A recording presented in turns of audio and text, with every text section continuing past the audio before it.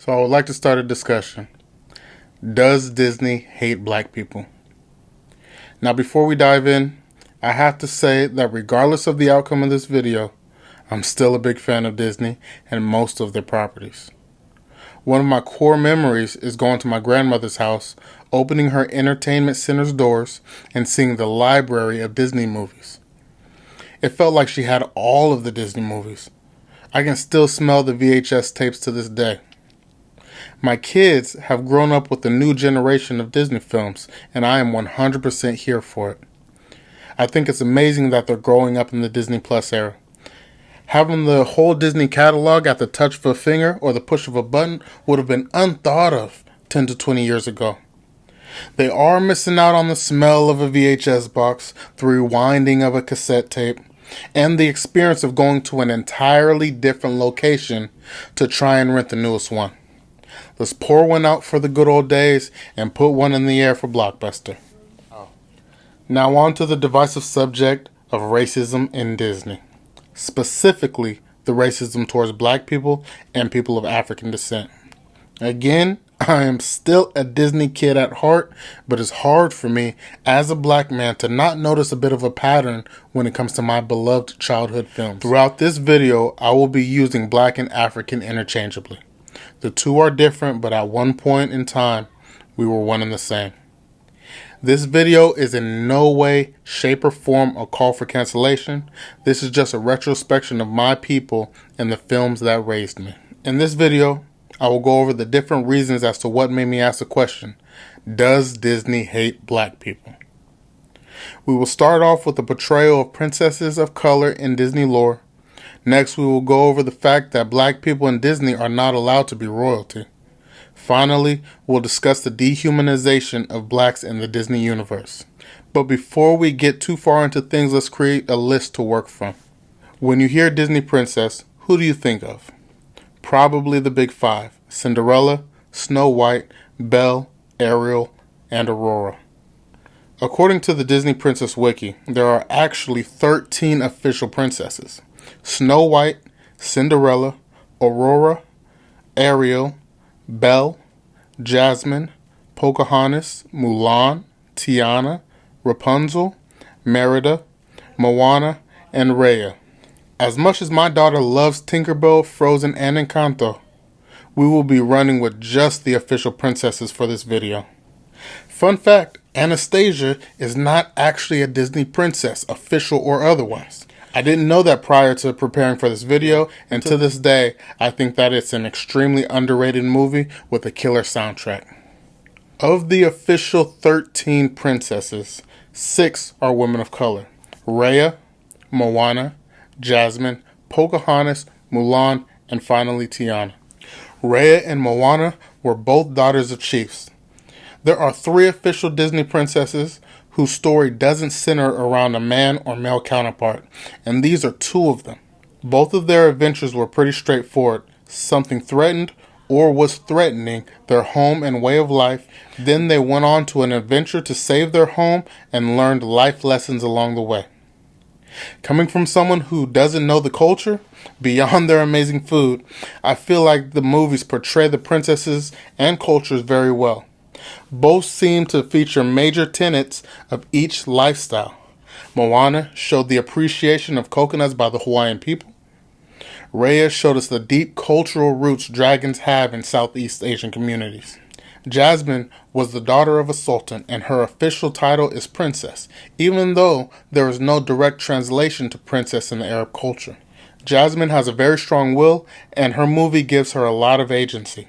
She sneaks out to the market and steals an apple to give to a hungry child. She also was more than willing to tell the men in her life no and call them on their nonsense. However, the story of Jasmine is just sort of a subplot of someone else's story. Aladdin. In her own movie, she is a main character, but she is not the main character. The movie is about Aladdin, his genie, and his fight out of poverty. Jasmine is little more than a damsel in distress, more of a plot device than a key member of the protagonist's party. Pocahontas, on the other hand, is the main protagonist of her story. She is another strong, free-thinking, and resourceful daughter of a Native American chief. She is curious about what's beyond the river's bend and what's in the rest of the world. The same curiosity is the reason for her downfall. While she is arranged to be married to Kokowam, a member of her tribe, she desires more than what her tribe has to offer. From the moment she sees John Smith, her life goes downhill. Her curiosity eventually led to the death of Kokowam and almost led to an all-out war between her tribe and the settlers. As we find out in the sequel, she ends up leaving her tribe and follows John Smith back to England, essentially giving up her title and position as princess. Mulan is a funny case. She is the only Disney princess who is not actually a princess in any way. She is not born or marries into royalty. Towards the end of her second movie, Mulan finally marries General Shang. In her debut film, Mulan actually is disguised as a man for more than half of the movie. While her movie is not centered around a man in a direct way, she does have very many male counterparts, including herself. She has to prove to most of the men in her life that she's good enough. It's only when she truly believes in herself that she gains the respect of the men in her unit. P.S. The song Be a Man got me through so much while I was in the military. Now let's talk about Tiana, or Princess Tiana as we can call her. She is the only black Disney princess, and one of only a handful of black Disney main characters. She was also one of the few Disney princesses to still have their mother, as most Disney princesses are motherless. From what I understand, Princess Tiana is the only Disney princess who is missing a father. She spent most of her movie as a frog. Tiana appeared as human for only 17 minutes of the 97-minute runtime, meaning she was a frog for approximately 83% of her film. Though she was technically a princess by the end of her movie, she is only princess in name alone. One thing most of the Disney princesses have in common is that by the end of their movies, they are officially crowned princesses, with the exception of Mulan. By the end of their titular movies, all but 2 of the Disney princesses have the land, riches, and respect that comes with the title. Mulan and Tiana are the only official Disney princesses that don't have the land, riches, and respect. However, Mulan has earned the respect by saving her country, and her family seems to have a substantial plot of land to work with, leaving us with Tiana. Tiana is the only official princess that married a prince with no money and has no land to rule over. She seems to be the only princess left to live an average life. Prince Naveen, the prince she was entangled with, was broke and cut off financially. He came to the city of New Orleans in search of someone rich to marry and leech off of. Her and Prince Naveen don't move back to his land to rule, and based on the fact that the prince is waiting tables and helping her paint her new building, it doesn't seem like the title comes with the riches either. While they did have what seemed to be an extravagant wedding, it seems like their life is going to be relatively mundane and average. Out of all of Disney's black representation, only 2 are royalty. The only other black or African character to be any sort of royalty is Simba, who is also an animal. As mentioned before, it seems like black people aren't even allowed to be humans in the Disney universe. The only 2 royals are a lion and a frog. The Lion King took place in Africa and was about animals in Africa. In The Princess and the Frog, Tiana was a frog for 83% of her own film. In the movie Soul, Joe suffered from the same problem as Tiana. The majority of his own movie, Joe was a soul and a white woman was able to commandeer his body. Joe died in the first 10 minutes of his movie and spent the majority of the rest of it as a glowing blob or a cat. He finally came back as human in the last 10 minutes. Let's talk briefly about the 1946 film Song of the South. It takes place during the Reconstruction era in the South. In my opinion, it's one of the least racist films I have presented in this video. While it is set very shortly after slavery was fully abolished, it doesn't show a caricature of African Americans. Most, if not all, of the black people in the film were true depictions of who they were.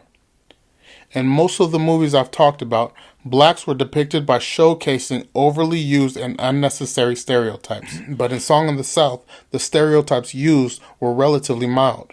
There were less stereotypes and more honest portrayals of who black people were in the era. Next, we have the crows from the movie Dumbo.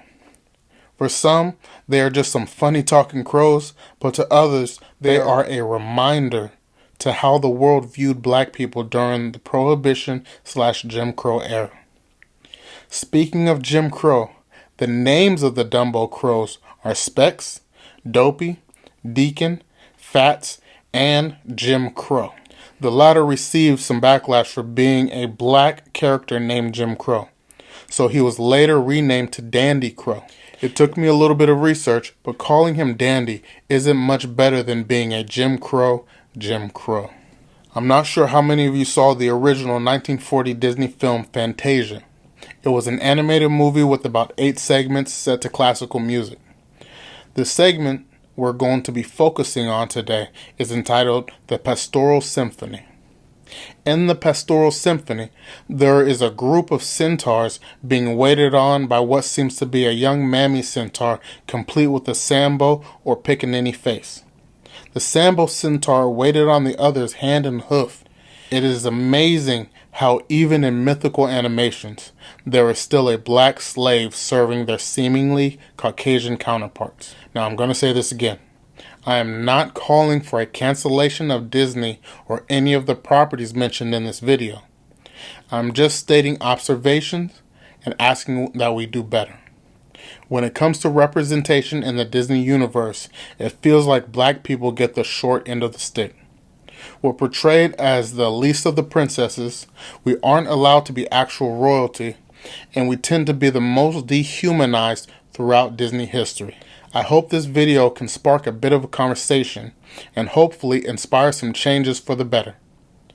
Tell me how you agree with me or think I'm looking too deep into this in the suggestion box below. Take it easy.